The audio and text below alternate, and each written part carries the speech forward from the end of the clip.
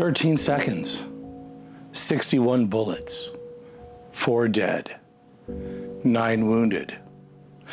That was Kent State University in 1970, when the sound of government protest was met with the crack of gunfire. The warning shot wasn't just for them, it was for all of us. You see, on May 4th in 1970, students at a university were protesting the Vietnam War. They were unarmed and they exercised their constitutional right for free speech and assembly.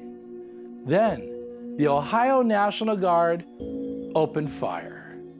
I saw the guardsmen turn in unison. I assumed it was 180 degrees. It turns out it was 135 degrees.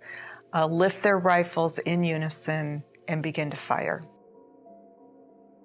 We were a nation divided. Sound familiar? No one ever admitted giving the order to fire. Some guardsmen claimed they heard a command. Others insisted they acted on instinct. But what's undeniable is this: 61 bullets were shot into an unarmed crowd in just 13 seconds.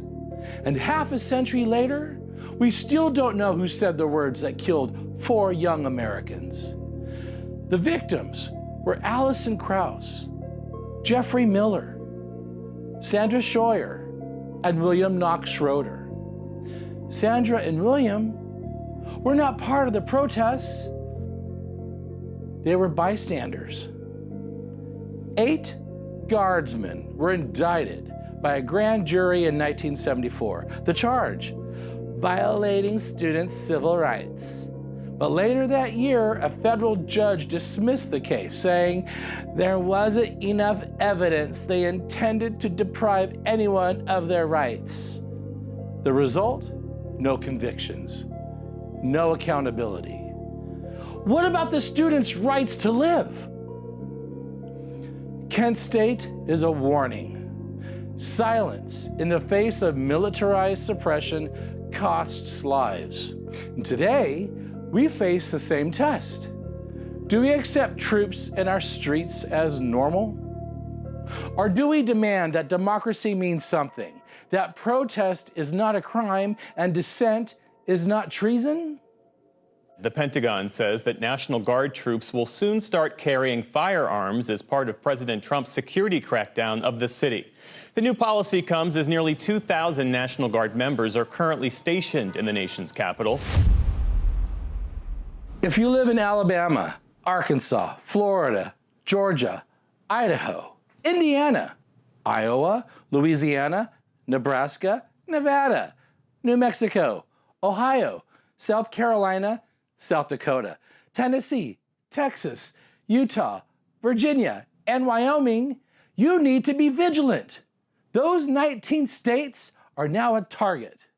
What our rogue president has done with California and Washington, D.C. is now going to happen across the United States.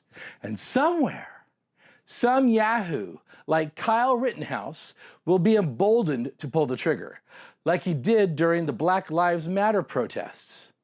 Vigilantes step up when the government calls dissent the enemy, and they hear it as a call to arms. Speaking of Black Lives Matter, their lives never mattered. Lest we forget, what happened in Mississippi 10 days after the Kent State massacre?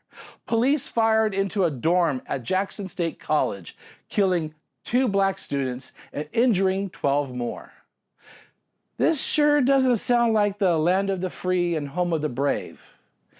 Did your history books teach you that? Mine didn't.